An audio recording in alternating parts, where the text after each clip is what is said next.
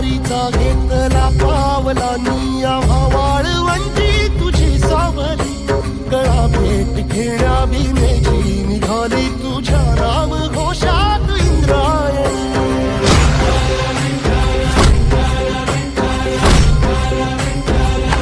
भिडे आसमंती ध्वजा वैष्णवांची उभी पंढरी आज नारावली तुझे नाव ओठी तुझे रूप ध्यानी जीवाला तुझी आस गा लागली जरी बाप साऱ्या जगाचा परित